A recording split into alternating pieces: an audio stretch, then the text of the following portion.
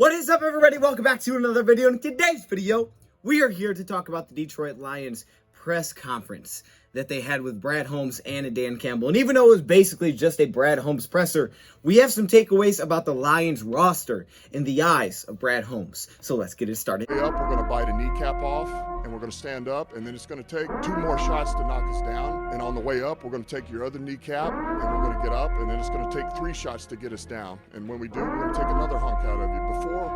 Before long, we're going to be the last one standing. And welcome everybody to a video. Glad you guys are here. And yes, we're going to be recapping this press conference, some of my major takeaways from what he said. We haven't got to hear from Brad Holmes a ton. And now that the 53-man roster is here, the Lions have made some cuts, they've made some moves. We got to hear from Brad Holmes, and we're about just a little over a week from our home opener. This is crazy. This is really great. We're less than 10 days away, right? My math is correct. 9 days? Are you kidding me?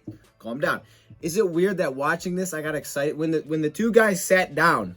You have Dan Campbell and you have Brad Holmes, and I was like, oh my gosh, I'm like really pumped right now. So I'm pumped to share this with you. I like some of these answers, so I want to share them with you guys. All right, let's start off with the kicker position first. Right to the kicker battle, which makes a lot of sense because the Lions kicker battle has been very strange since letting Matt Prater go and him signing that deal with the Arizona Cardinals. Since he went off and signed that contract, the Lions kicker battle has been very interesting. It started off with Randy Bullock and Matthew Wright, and then Randy Bullock basically won that competition. Matthew Wright was struggling a little bit. So then they brought in Zane Gonzalez to start it off, and it was looking like, oh, Randy's going to be the guy. And the next preseason game, Zane's kicking it. It's like, okay, wait, what's going on here? And in the words of Brad Holmes, he said this: you know, we didn't feel like the kicker battle was settled. He didn't feel like it was settled between the two where it was a clear-cut favorite. The way I interpret it is there wasn't a clear-cut favorite in their eyes that this is the guy heading into the season. Release both kickers. Now, this is something that we thought could happen. I know the media was freaking out. Like, we just released both kickers. What are we doing?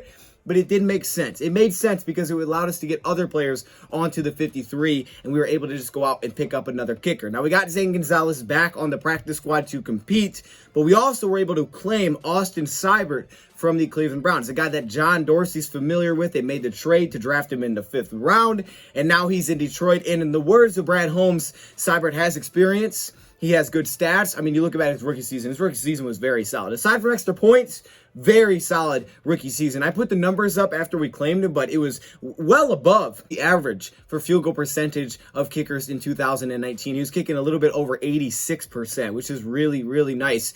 And Brad Holmes said he's got a little bit of pop in his leg. Actually, I found this clip of Austin Seibert. This goes way back. He makes a 70-yard field goal. Now, obviously, this is better than Jack Fox's clip that he shared with us, but this is pretty wild. 70 yards? Are you kidding? It was like a normal field goal, but I think this was like 2014. He was much younger. This guy might have been in, was he in high school?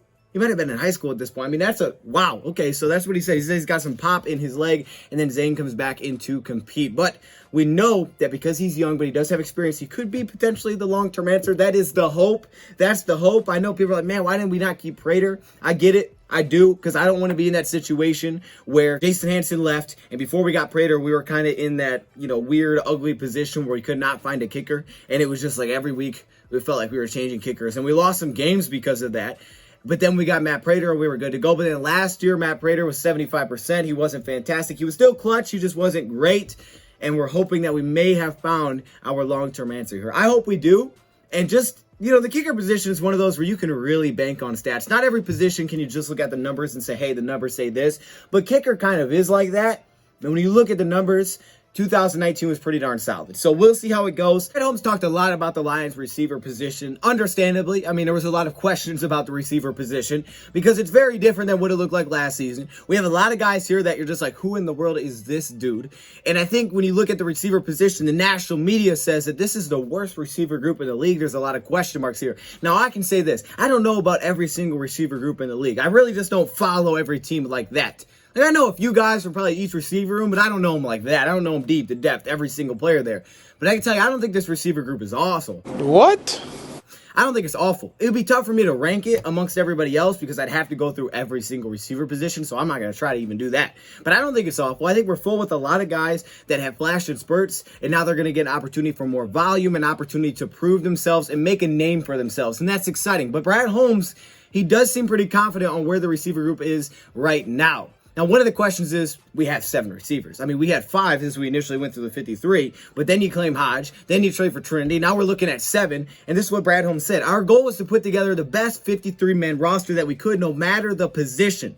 So if we have to keep a couple extra basically at receiver, that's fine. We want the best 53-man roster. Now, the Lions will have to make some decisions when guys like Cornell come back off of suspension, when Deshaun Hand come back off of IR. They're going to have to make decisions. Doesn't mean it has to be at the receiver room. And I think there probably will be some changes probably before even those guys come back at the receiver position. I mean, I don't think there's any guarantee that we're rocking with 7 1-2 weeks into the season, but he does feel pretty good with where the receiver position is at, and he feels like for the 53-man roster, the best players on his team, he likes the 7 guys they had. He said, look, Tom Kennedy, he's proved it.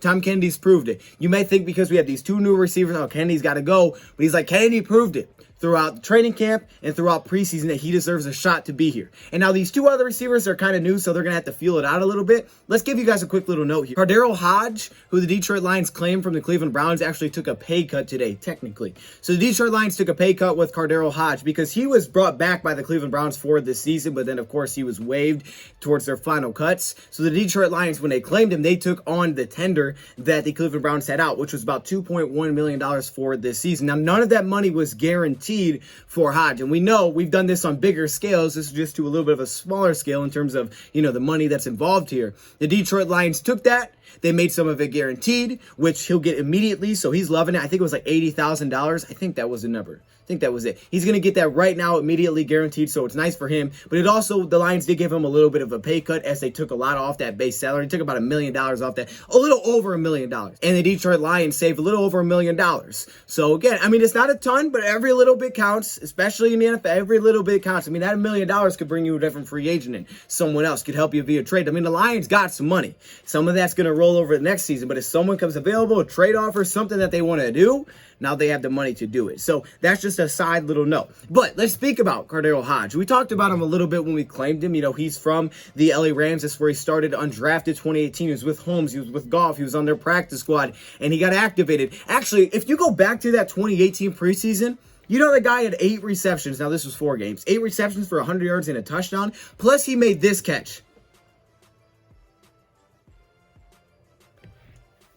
Okay? I mean, that, what? I'm watching that, I'm thinking, oh, my goodness, okay, I didn't know he was doing all that. That season, he does get promoted, he brings up to active roster. He has 2 receptions on 3 targets for 17 yards. One of those receptions came against Seattle for 14 yards. It really sparked a field goal drive where they would end up beating Seattle. They would go up to a 5-0 start with Jared Goff, 33-31. So we didn't see a ton that season, but it was someone that they did like, undrafted. And then he said that in 2019, we were trying to get him kind of back to the practice squad, but John Dorsey, who is now here with the Lions, so 2 guys know about him, he claimed him. So Dorsey brings him in. And the first year he brings him in, he has 4 receptions. Last year in 2020, like I said, they did bring him back in 2020. He goes out there and he has his career season. On 16 targets, he has 11 receptions for almost 200 yards receiving. And when there was injuries and things like that, he did step up. He stepped up into a much bigger role. He was kind of like the 3 receiver when there were, things going on. Higgins was one of the top guys, but, he had a couple games with 3 receptions. So it wasn't terrible. It was just it kind of gives me Kalif Raymond vibes. A lot of these guys have kind of been in this situation. Maybe just not a ton of opportunities for whatever reason, kind of pushed on the depth chart. I mean, it's not like think about it. If you would have came out of the draft as a 2nd round pick, it would have probably been a whole different situation. But because he went to a very small school, obviously it's tough to work up from a UDFA to finding a very legit spot on a roster. And we've seen it work. I mean, it's not like I had Wes Welker. Look what he turned into. We've seen this work. Same thing with Kalif Raymond out of Holy Cross. He can play inside, he can play outside, plus he took the pay cut, which always helps. And he gives you that special teams. As we said when we brought him in, the guy can play on special teams. I saw him playing the gunner. And that was one spot where Browns fans were thinking, well, if he makes the team, it's going to be because he can help us there. They just had a lot of depth this year. They didn't need to keep him, even though he didn't look bad throughout the preseason. He caught everything I saw thrown his way that touched his hands. Made some great grabs. He finished the preseason strong. And even he quoted, look, whether it's with the Browns or someone else, I just want to make a team. Well, you've done that. And go out there and ball. Go do your thing. Now, he has dealt with some hamstring injuries in the past, going back with Cleveland. He went on an IR actually for that. So that'd be something to keep an eye on. But a big, fast, athletic receiver. I mean, 38.5-inch vertical, 4.39 40 speed, 6'2", 200+ pounds. Can play pretty much every receiver spot you could ask. High point. I mean, the guy's catching passes. He's only had 1 drop in his NFL career, even though it's been a very small sample size. Jacobs, another UDFA, the cornerback who Holmes talked about, who just earned the role, he had a quote like this, and I think it was like, "It's a wrap. All I needed was a chance. You just gave me the chance. It's a wrap. It's over. I just needed a chance. That's all I need." All of us Lions fans are hungry to see this team win because we just haven't had that success in the past. We know Dan Campbell brings them, and he was part of this team when they went 0-16. He wants to win. It's the first time being a head coach. Players, they're hungry in their own right. Maybe because they haven't been here through this team's past, and even if they're just focused on themselves, they're hungry because they're getting a chance. They're getting a chance to not only prove themselves where they haven't got to do that elsewhere, but they're also getting a chance to prove themselves for a contract because they know the salary cap's jumping up.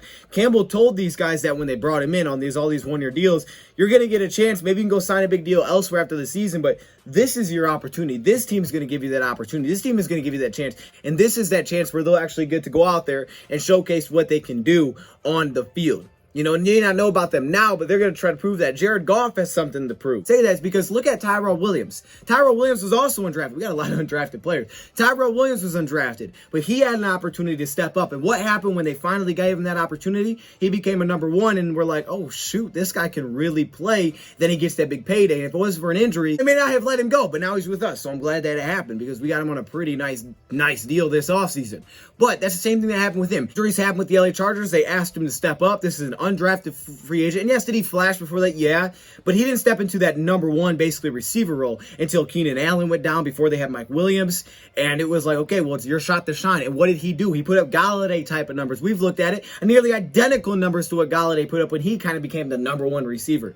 So it was just about opportunity for him. That's not to say that all of these guys are going to work out, but they flashed to us. Ability has also proven to be a very big part, and it's very important that you can be on the field through practice. Not out there on the field. It's tough for them to judge, and they're not going to wait. They're not going to wait around. Quentin Dunbar, right? Availability. Brashad Perry missed a lot of time. It was a very short leash there. He didn't step up when he had the small chance, so he moved on from. We gave guys chances, but availability is another part as well. They need guys that can go out there and actually play and perform, and that's still ongoing through practice until week one kicks off, and it will be ongoing throughout the season. Given like a Galladay or a Jones a big deal, or any receiver a big deal, those guys would have locked in the spot. Talk about Trinity Benson. I know I'm getting off topic here, but Trinity Benson's also part of the receiver room. We talked about him a little bit later, and he said this. Rob Lohman said, "Hey, have you checked out Trinity Benson?" And he's like, who in the heck is Trinity Benson? And then he watched the tape, and he's like, man, he popped off, and we were starting to stack it, right? We stack receivers. They do their list of who's available, who we think could become available. Benson kept becoming our top guy, our top target after that. And it wasn't just him. It was Antoine Randall. It was Dan Campbell. They were all like, yeah, this guy looks nice. And he had a fantastic preseason. Some people were kind of mad about it. I don't know why we'd be mad about this trade. I understand maybe this wasn't your top guy. Like for me, I didn't know who Trinity Benson was. But I'm not mad about the trade. I like the fact that they actually made this trade. He gave up the 5th and 7th round pick this season. Keep in mind, we're going to get comp picks back. So we're going to recover a lot of these picks. Even more capital than that. I mean, a 7th round pick and a 5th round pick, we're probably going to get a 3rd this year. We could get 3 picks, in terms of comp picks. The reason I bring up comp picks is because there's a good chance we get 2 from losing Marvin Jones Jr. and Kenny Galladay. Galladay could easily give us a 3rd round comp pick, and Marvin Jones could give us a 5th, which is more value than, of course, what we had to give up. A lot more value than what we had to give up. That's because the Lions didn't go out in free agency and spend a whole bunch of money back to recover what they lost when Galladay and Marvin Jones left. They didn't spend a ton of money at that receiver position, so they're going to go with comp picks. That's why I bring it up, because we're still talking about the receiver spot. So instead of, spending money, it's kind of like you made this trade. So it's just a different way to do it. Look, there's tons of different ways you can build your team. There's not really one right or wrong answer. For example, the Chiefs, last time they won a Super Bowl, they spent $25 million at their receiver position. One of the, if not the most expensive receiving cores in football. It worked for them. That's what they valued.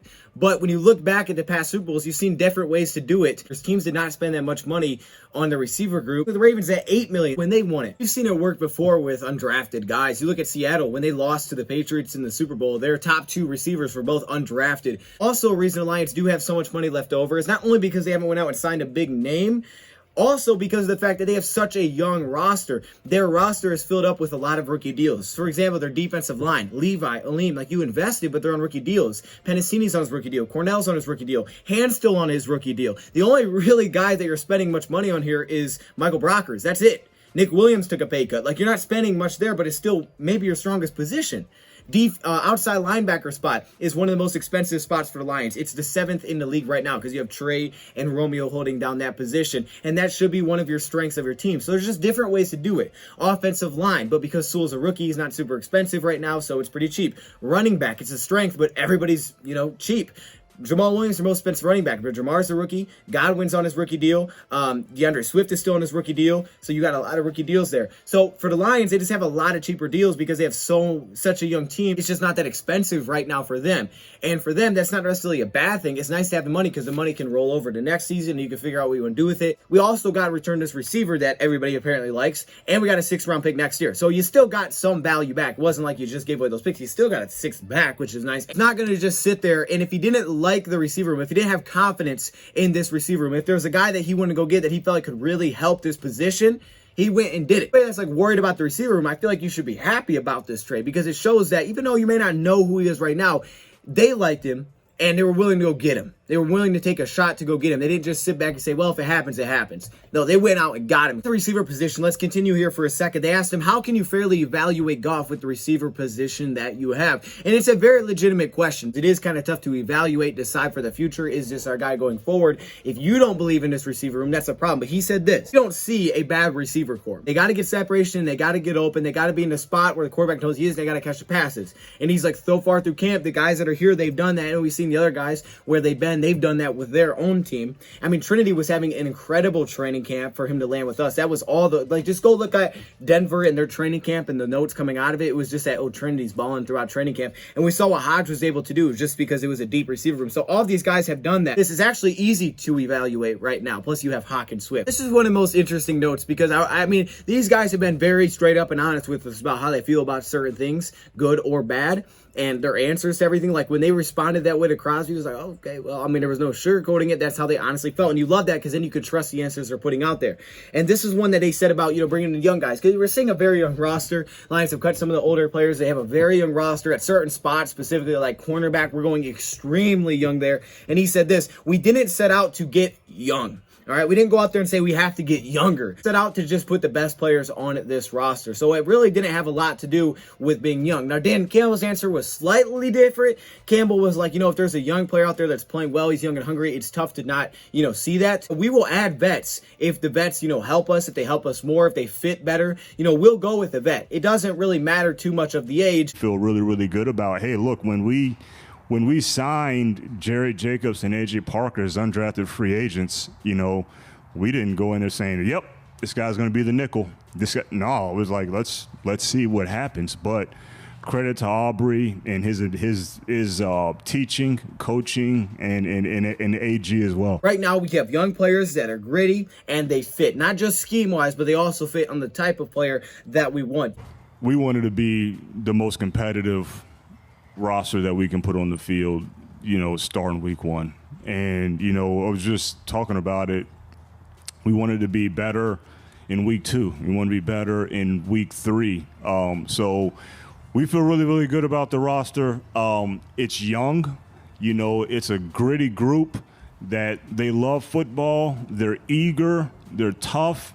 And like what I was saying at the beginning, these guys are fits for what we want to do and how we want to build it. So credit to the players themselves. They went out there and performed and earned it. Let's talk about some other positions because he talked about a lot of different spots. Quick little note on the offensive line. He said they are still searching for offensive line depth as of right now. Currently, the Lions do have 8 players on the roster for the offensive line with Matt Nelson, Evan Brown, and Logan Stenberg as a backup. They do now have Tommy Kramer and they have Darren Paolo back on the practice squad. So they have linemen here, but they are still on the search for linemen. They said, look at the transaction while we're keeping our eyes on it. Offensive linemen aren't out there just growing on trees. The type of guy that's going to fit this offense, the player that's going to help us improve. You don't want to just sign any offensive lineman. You want someone that legitimately is going to come in because if you're going to sign him, especially to the active roster, it's one thing to get a guy to the practice squad. But if you're going to sign a lineman, active roster, you got to know that he's not only a not only going to fit the scheme, but also fit personality-wise of what you want, but also that he is an improvement over the guy's job that he's going to be taking at any spot, whether it's offensive line or a different spot. Because like Holmes said, we want the best 53-man roster. They're not rushing it. They're not going to go out there and just grab anybody, kind of for the reason that we just said,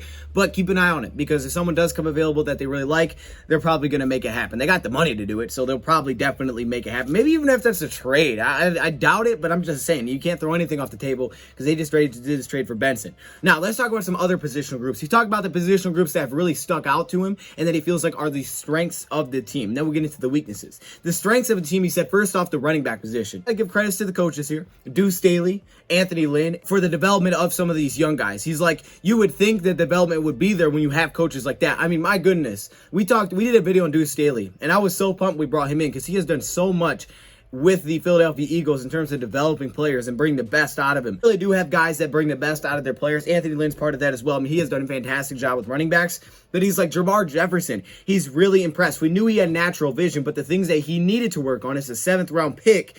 Pass pro has gotten better. He didn't say catching directly, but in my opinion, his pass catching has gotten better. But it is those things. I mean, it looks more natural when you watch. Every running back was pass protecting. Throughout the preseason, every running back, no, we didn't always have the best reps, but everybody was doing it. He focused on improving that, and the guys have improved it. Knew Jamar could run, but could he do the other things? And now we're seeing that. And he even said with Godwin may have the best story because Godwin goes from safety. Anthony Lynn notices him in a special teams drill, said, hey, maybe we should give him a shot to switch to running back. The development has been quick. He's gotten better every week, every day, every game. And now here he is on the roster. Plus, you got Craig Reynolds, who just came in and balled out, which is just credit to him, but now he's on the practice squad. Either way, the running back position he feels like is a strength. We know what Swift and we know what Jamar are going to be about, but it's about the young guys that have came and developed. I'm telling you, Jamar's going to be a difference maker on this team. Very soon, he's going to be a game changer for the Detroit Lions. It's about these young guys, and I like running back position as well because I feel like there's very reliable depth. I'm confident with Jamar stepping in and having to play a big role. I'm pretty confident in Godwin as well. And if we had to go to the practice squad and grab Craig Reynolds, I would be pretty darn confident in a guy like Reynolds stepping in if we ever needed him to in a limited role. Talked about the offensive line. He said the offensive line, we believe, is a strength. The offensive line clearly has some things to prove, but, there's a lot of also staples on this offensive line, like Decker and Frank Reynolds. Like, we're getting. We've seen the improvements out of Big V. We've seen it big time throughout this preseason. He's gotten better, specifically in pass protections where I noticed it. I know he can run block. Sometimes he whiffs, but I know he can run block, but his pass protection, he's definitely improved there in awareness. I think that's just being in that spot for 2 years. I think so much of offensive line is getting in a spot, locking into a spot, and then just getting tons of reps. I think that's what we're seeing with Big V from year 1 to year 2. He was basically a tackle. I mean, he came in as supposed to be a tackle. He was a tackle with Philadelphia. You put him at tackle, and then there's injuries, so you push him at guard. And it was like really the first time that he was like legitimately guard. And we saw good, but we also saw really bad. We saw flashes, but he gave up tons of sacks. Good reps, terrible reps. But now coming back year 2, hopefully stays healthy, knock on wood, because it was so many times that he would just not come back in the second half. And I think just getting a lot of reps throughout the entire offseason, knowing this is my spot, and not even touching that, saying, yes, you're that spot again. Because the Lions would have came in and said, we're going to try to move you back to tackle. Like, oh gosh, he's moving again. No, just sit in this spot and just get better. Just learn this spot. This is your spot. Now, having that background where if I need to push the tackle in a pinch, that's great. If I need to go to the other guard spot, that's great. You know that he can do it. But long-term sustained success is locking into that spot. And I'm not saying he's going to be long-term. Back to the draft, and here's what Ecker said coming out of the draft. Absolutely, I think I'm a left tackle. Nobody will tell me otherwise. Now, of course, he said if they need me to play other spots, I'll play other spots because that's, the approach you have to take. You don't know where the team's going to put you. Oh, I just thought I'd point this out coming out of the draft. I said he lacks the length and consistency to play on the left side in the NFL.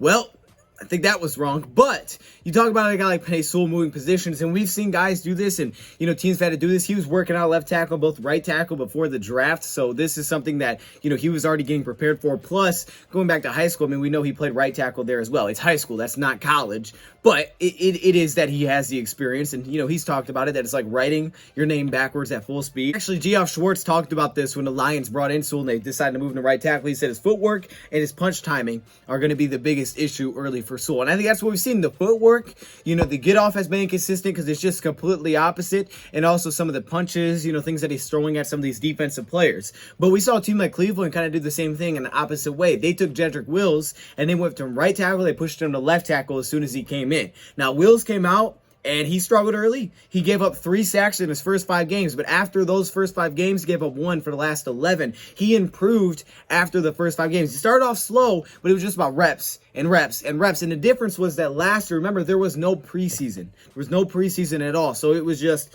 here we go, we're getting into the season. People were worried about him, because early it was like, oh gosh, he's struggling with that left side. People were worried about it. But even Stefanski was like, no, we're keeping him there 100%. He's going to play that spot going forward. And now a year later, there's a lot of excitement. He finished the year strong. He said the same thing Sewell did. He's like, it's like waking up one day and you're just all of a sudden you got to be left-handed. You're left-handed even though you're done your whole career right. And honestly, the benefit for Sewell is that, yeah, he had the year off, which stinks. But he did play right tackle in high school. And he only played really the 1 year of left tackle. For Wills, he played 3 years of right tackle. And his whole high school career is right tackle. So it was completely new to him. Yeah, the preseason. So now he's already got those 3 games where they played him in every game, which was important.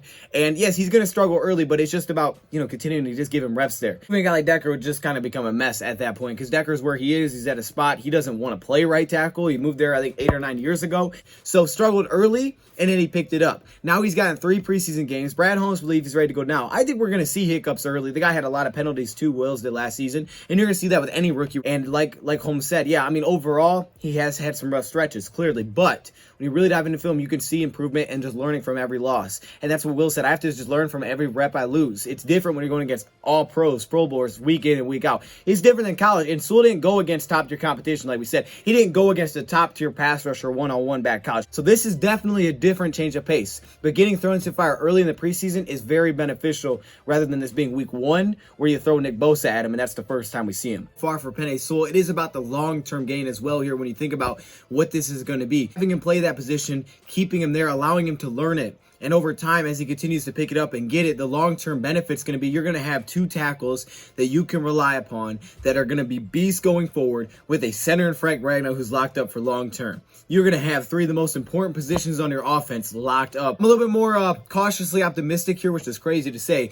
than Brad Holmes is about the Penei Sewell situation because I do think, he's going to struggle a little bit out of the gate as well. I do believe that as time goes on, we will see improvements. And unfortunately, just the advanced metrics or the stats, they don't always tell the whole picture.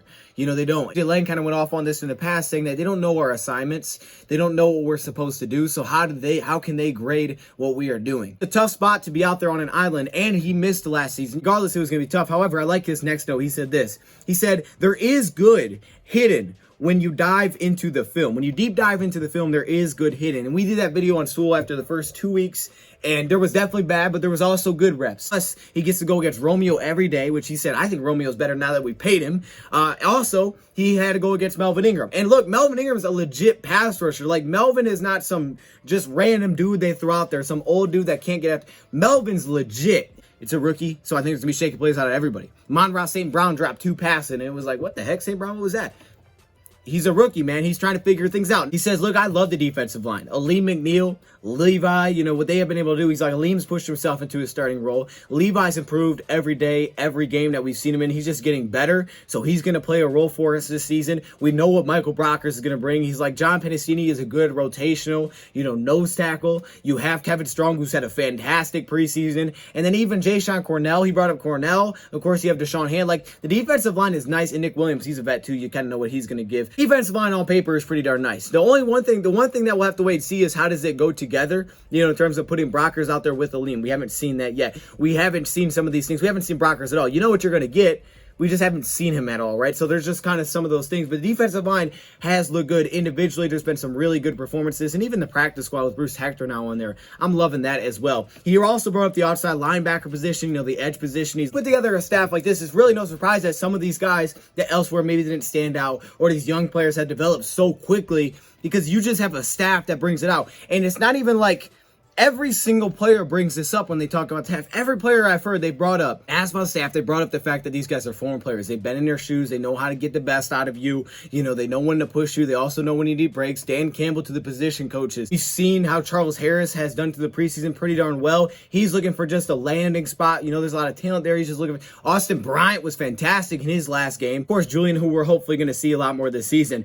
And then he brought up the safety position, specifically Aubrey Pleasant. He said Aubrey Pleasant is one of, like I've told you before, he's one of, if not the best defensive backs coach that I've ever been around. He just knows how to get the best out of these guys. But he brought up the secondary, but specifically the safety. He said the safety duo is really good. The acceleration of development for Will Harris has been incredible. Still got to have him as my favorite coaching hire aside from Dan Campbell this offseason. I mean, I think Anthony Lynn and Deuce, they may be close, but I mean, there's a lot of guys. We have the shirt. I like him. I do. Get yourself a new wear shirt, by the way. But I really like me some Maury Pleasant. I saw an article, we're not talking about Will Harris enough. These dudes are going to be better. The safeties are going to be much better. And I was noting this back at the beginning of training camp. I was like, man, these guys are really flying around. You could see the scheme impact. And then we're starting to see it a little bit in the preseason. See Will Harris getting in the box, makes his plays, flying around, and you're starting to get confidence. And now Brad Holmes is talking about his coaching staff is what's really going to turn this thing. If the Lions are going to turn this thing around, it's going to be behind this coaching staff, giving guys a chance, but also bringing the best and developing young guys. And then they just perform on the field. But coaching matters. Sleep on Will for the season. Now, he's asked, what do you think the weaknesses are of this team? And he said, I guess we'll see after week 1. Simply put, it's actually a very simple answer. We'll see after week 1. Yeah, I mean, we're going to see a lot. We're going to learn a lot from week 1. And, what the exciting thing is, you're going to know more than just, hey, how did the players do? But how did the coach, react to certain situations? What did the Lions do in certain situations? It's going to be interesting to see how do guys' chemistry work together. What are they like in game environments? Like, this is legit. It's go time. A lot of new guys, like Kalif Hodge, he's been fantastic throughout camp. We really haven't seen him much in the preseason. He had like 1 reception. What's that going to look like on the stage now? Are these guys going to step? Who's going to rise? Who's not going to rise? And the good thing is you have a lot of guys that are sitting right there. It's going to take someone's job if they don't step up. How are the rookies going to step up? Week 1, we're going to learn a lot about this team, a lot. But it's also going to be week 1. So you're also going to be learning, but you're also going to be like, dang, it's week 1. So it's super early and games are going to be ugly. We know week 1 can be very ugly. Missed tackles, things like that. So week 1, you may get ugly games early in the season, but you just want to find a way to come out on top. We want to win week 1. That's our goal, because someone is asking, do you want to try to make a statement? He's like, we want to win week 1. We want to be explosive on both sides of the ball, stopping the run, being able to control the game offensively with the run game. I don't know if is that explosive? I mean, I guess explosive plays, make some big plays. That'd be fun, but controlling the game. Either way, he just wants to win. Slide over to Dan Campbell. He did have a few notes that I want to touch on. He was asked about the tight end position, and with the tight end position, obviously they kept Hawk and they kept Fells, and he's like, Fells really came along the last week and a half. We did. Second preseason game was not very good. Third was good. He stepped up when we've needed him. So having Fells back is great. I'm glad we were able to get him back with the cuts and things like that. Then he said TJ Hawkinson, we know what we're going to get there. But then he said Kabinda can help us at this position. So that gives us a lot of ability to keep only 2 on the active roster. And of course, you can promote guys during the week. And then he did bring up the practice squad, which I love. He said we just brought in Pinckney. Of course, we brought Brock right back. He didn't bring up Zylstra, but it's okay. I'm fine with that. I do like what the Lions have with that group, and it's actually bumped my grade up a little bit of that tight end position, because I do like the practice squad. I think Pinckney actually has a shot down the road. He's got a shot down the road to potentially, crack the active roster. Would not surprise me, especially if you want to go into a game plan, say we run around some 13 personnel, you might want to promote one of those guys to the active roster. It'll probably be Brock Wright first. I think he's the most reliable right now, as Campbell's looking for plug in and play. But throughout practice, they're going to learn a lot about these guys. Lions really don't need to hold more than 2. Pinckney might have the best shot of getting picked up by someone, but the fact that we were able to get him on the practice squad, not a ton of teams that are pushing for this guy, so we need to make a spot for him. Keeping on the practice squad is perfectly fine, because other guys, that could be claimed if they were taken off. Funniest answer, and I wanted to leave you with this. Well, he's got, I'm trying to think the best way to sum this up. Next question. I'll say this, I don't like following him up. I'll say this, so that's probably the best way that I can say it. They've said that they've just worked really well together. I mean, just as a whole, they've worked well together. They said about 2 or 3 players that they took a little bit of time, to kind of go through and decide who they wanted to keep on this roster, but they're on the same page with it. The kind of players that they want, they're on the same page. They've done a great job putting each other in each other's shoes. Holmes has got to look at more long-term. Dan Campbell was like, this is what I need right now. They're able to do that to make decisions, but it seems to be going really well, and it's kind of cool. I mean, just seeing them sit next to each other, there's clearly a good chemistry here. There's a good vibe going on. It's nice to see that. I haven't seen this in the past a ton, and maybe I just didn't pay enough attention to these pressers, but I don't remember this kind of vibe between the two. It didn't feel like it was split in half. They just felt together. I don't know what I'm talking about. I'm sorry, this makes absolutely no sense, but if you know what I mean, you know what I mean. Either way, those are my takeaways from Brad Holmes' presser. Let me know your thoughts in the comments below. Thank you, Brad, for watching, and I'm out.